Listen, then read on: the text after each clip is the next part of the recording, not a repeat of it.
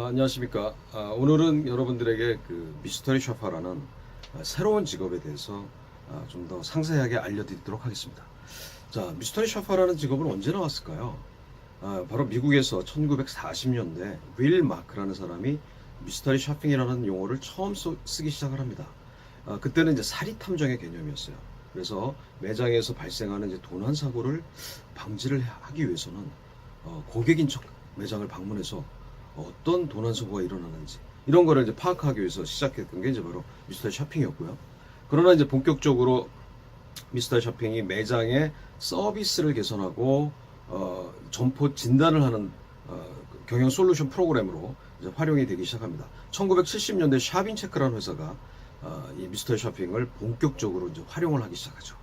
그리고 인터넷이 보급되는 이제 바로 1990년대에 이뤄서는 미국뿐만 아니라 유럽, 일본 등 전 세계에 이 미스터리 쇼핑이 보급이 됩니다. 실제로 포춘 500대 기업 중에 약 80%가 고객 경험을 개선하는 프로그램으로 바로 미스터리 쇼핑이 활용이 되고 있습니다. 여러분 잘 아시는 애플, 스타벅스, 세계적인 기업들이 바로 미스터리 쇼핑을 현재 활용하고 있습니다. 이 일을 하는 사람을 이제 미스터리 셔퍼인데요. 제가 유튜브 동영상을 보면서 미국의 전문 미스터리 셔퍼, 뉴욕에 전문적으로 미스터리 셔퍼를 하는 사람의 평균 연봉이 자그마치 5천만 원입니다. 이분은 집에서 나옴과 동시에 바로 미스터리 셔퍼를 시작해요. 스타벅스에서 커피를 마시면서 미스터리 쇼핑을 하고, 또 애플 스토어에 가서 미스터리 쇼핑을 하기도 하고, 또 백화점 같은 데 가서도 미스터리 쇼핑을 하기도 하고. 그러니까 워낙 그 공급이 많이 있기 때문에 바로 미스터리 셔퍼가 직업으로서 이제 점차 미국 같은 데서는 자리를 잡고 있다고 합니다. 이 일본에서도 미스터리 셔퍼는 굉장히 일자리 창출 프로그램으로서 많이 활용이 되고 있는데요. 제가 만난 일본의 미스터리 쇼핑 회사의 대표는 저에게 이런 얘기를 하더군요. 일본 전철을 타면 약 50%가 미스터리 셔퍼를 해본 사람들일 거다라는 얘기를 합니다. 그만큼 미스터리 셔퍼가 일반화돼 있어요. 자, 일본에서는 미스터리 셔퍼를 점포 건강 진단업을 하는 컨설턴트라고 얘기를 합니다. 그래서 일반적인 미스터리 셔퍼가 있고 전문적으로 미스터리 쇼핑을 하는 컨설턴트 수준의 미스터리 셔퍼도 있습니다. 이런 식으로 이제 등급제로 운영이 된다고 하더군요.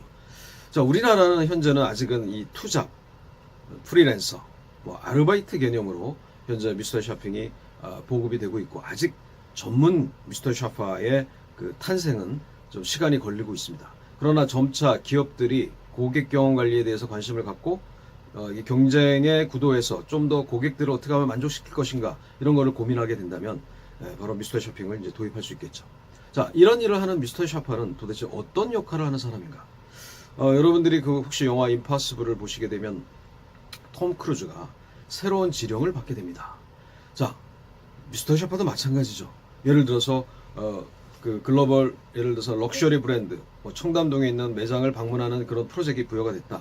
그러면 그 프로젝트 매니저로부터 그 미션에 대한 시나리오와 체크리스트를 전달받게 됩니다. 그래서 미스터 셔퍼는 매장을 방문하기 전에 반드시 시나리오와 체크리스트를 숙지를 해야 됩니다. 그거를 방문하지 않고 가면요, 다시 재방문할 수도 있고 전체 방문한 결과를 페일 처리, 실패 처리를 해요. 그렇게 되면 이제 본인이 방문한 소득도 창출이 안 되는 거죠. 어쨌든 체크리스트와 시나리오를 충분히 숙지를 하고 방문합니다. 그래서 이제 뭐냐면 역할 연기자로서 행위를 해야 돼요. 자, 다시 말씀드리면 미스터리 셔퍼는 역할 연기자다. 연기를 잘 하셔야 돼요. 그래서 예를 들어서 음식점에 가서는 음식점에 맞는 역할 연기를 해야 되고, 호텔 같은 데 가서는 내가 평상시에 호텔을 이용해 본 고객처럼 또 역할 연기를 하셔야 되고, 혹은 고급 일식집에 가서는 평상시에 고급 일식집에 이용을 해본 고객처럼, 혹은 럭셔리 브랜드, 명품 브랜드를 방문하시게 되면 그 명품 브랜드를 이용해본 고객과 같은 역할 연기를 하셔야 돼요. 그래서 사전에 좀 그 시나리오와 체크리스트를 충분히 숙지를 하고 해야 됩니다. 저도 이제 초보 미스터리 셔퍼 활동할 때는 그 세계적인 그 명품 브랜드 C 브랜드가 있어요. 그 브랜드를 가기 전에 그 옆에 브랜드에 가서 한번 연습을 합니다. 그 당시에 제 역할은 그 시계를 사는, 고가의 시계를 사는 그 역할이었는데, 그 역할을 수행하면서 판매 직원과의 이제 상담을 이끌어내는 이제 그런 역할이었습니다. 그래서 처음 하다 보니까 좀 떨리더군요. 그래서 다른 브랜드에 가서 뭐 연습을 해보고 간 경험도 있어요. 어쨌든 이런 식으로 뭐냐면 본인이 충분히 역할에 대한 역할 연기를 수행할 수 있을 때 바로 매장을 방문하는 겁니다. 자, 두 번째는 미스터 샤파는 관찰자입니다. 자, 매장을 관찰하는데 바늘 구멍 보듯이 아주 세심하게 관찰을 해요. 자, 그러다 보면 이 매장에서의 어떤 고객들이 불편해하는 요인, 부족해하는 요인, 그 다음에 불안해하는 그런 요인들을 아마 관찰할 수가 있어요. 실제로 저희 미스터 샤파가 한 외식 브랜드에 블랙 컨슈머를 차단하는 그런 아주 큰 혁혁한 뭐 공로를 보여줬다고 할까요? 뭐 그 사진을 찍어서 그 바로 보고서에 첨부를 해서 그 회사에 보내줬더니 만약 그 사진을 블랙 컨슈머가 알았다면 아주 큰 그 매장이나 브랜드에 치명적인 영향을 줄 뻔했어요. 그래서 이 블랙 컨슈머를 차단할 수 있는 솔루션이 바로 미스터 샤파입니다. 그래서 관찰자로서 아주 세심하게 혹은 멀리 비행기를 쳐다보시 큰 그림을 보기도 하고 자 이런 것들을 매장에 있는 동안 계속 관찰합니다. 화장실도 가보고 또 이렇게 주방도 한번 슬쩍 봐보기도 하고 그러면서 혹시 고객들 시선에서 보여지는 불편한 요인들이 있을까 부족한 요인들이 있을까 불안해하는 요인들이 있을까를 관찰하고 그거를 어떻게 한다? 기록을 하는 겁니다. 기록자예요. 그래서 미스터 샤파는요 여러분 방문하고 나서 매장을 방문하고 나서 바로 24시간 내에 리포트를 작성을 해주셔야지 생생한 보고서가 완성이 됩니다. 그래서 관찰자, 그 다음에 기록자, 리포터입니다. 그러니까 기록을 할 때는 너무 장황하게 쓰는 게 아니라 그 이 매장에서 이루어졌던 매장의 강점, 약점, 개선점을 정성평가로 이제 평가를 하게 됩니다. 그때는 이제 그 매장에서 이런 것들은 빨리 시급히 개선했으면 좋겠다라는 내용들을 미스터 샤파의 주관적인 내용들을 기술해 주시면 돼요. 미스터 샤파는 정량 평가를 합니다. 그거는 2점 척도, 예, 아니요. 거의 아마 모든 체크리스트가 그렇게 구성이 되어 있고요. 평가 불가 사항도 있겠죠. 두 번째는 이제 정성 평가, 바로 논술형 평가라고 그래요. 그래서 미스터 샤파는 관찰자, 역할 연기자, 그다음에 보고자의 역할을 합니다. 그래서 굉장히 중요한 역할을 하죠. 그 미스터 샤파의 그 어떤 그 매장의 방문에 대한 리포트는 그 매장을 개선하는데 아주 큰 역할을 합니다. 그래서 이걸 통해서 이 매장이 다음에 방문했을 때는 아마 개선된 그런 결과를 도출하기도 하죠. 그래서 미스터 샤파의 역할은 갈수록 이제 중요해질 거고요.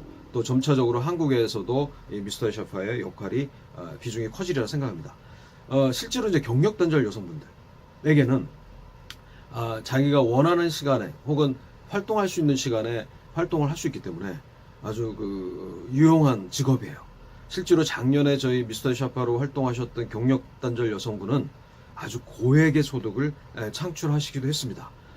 집안에서 아기를 유아를 해야 되기 때문에 풀타임 잡으로 일을 할 수는 없죠. 그래서 본인이 허락한 시간에 활동을 하면서 저희 일을 같이 프로젝트 매니저로서 참여하기도 하고 또 미스터 샤파로서도 활동을 참여를 하셔서 아주 뭐 그 전에 다녔던 직장 이상의 수입을 창출을 했습니다. 자, 앞으로 점점 이 미스터 샤핑이 확대가 된다면 아마 좋은 일자리, 은퇴자를 위한 일자리, 그리고 경력 단절 여성을 위한 일자리, 그 다음에 청년들의 일자리가 많이 나올 것 같아요. 그래서 정부나 기업 관계자분들이 혹시 제 동영상을 보신다면 이런 미스터 샤파 일자리를 창출할 수 있게끔 많은 일자리를 좀 제공을 해줬으면 고맙겠습니다. 자, 오늘은 제가 미스터 샤파라는 직업에 대해서 설명을 해드렸어요. 마지막으로 한 가지 좀 당부드리고 싶은 거는 미스터 샤파는요 매장에서 취득한 정보를 임의대로 SNS나 이런 데 올리시면 안 됩니다. 그래서 비밀 유지에 대한 직업 윤리가 있어요. 그래서 반드시 이 매장을 방문했을 때 그 결과를 고객사에 보내주고 본인은 거기서 그걸 가지고 뭐 SNS 블로그나 이렇게 나 미스터 샤파 갔다 왔다 이런 식으로 하시면 큰일 납니다. 그래서 어쨌든 여러분들이 비밀 유지 이런 것도 철저하게 잘 해주시면 이제 미스터리 샤파로서의 소양을 하나하나씩 갖출 수가 있게 되겠죠. 자, 다음에는 좀 더 구체적으로 그 업태별로 미스터 샤파가 어떻게 활동을 하는지에 대해서 설명을 해드리도록 하겠습니다. 감사합니다.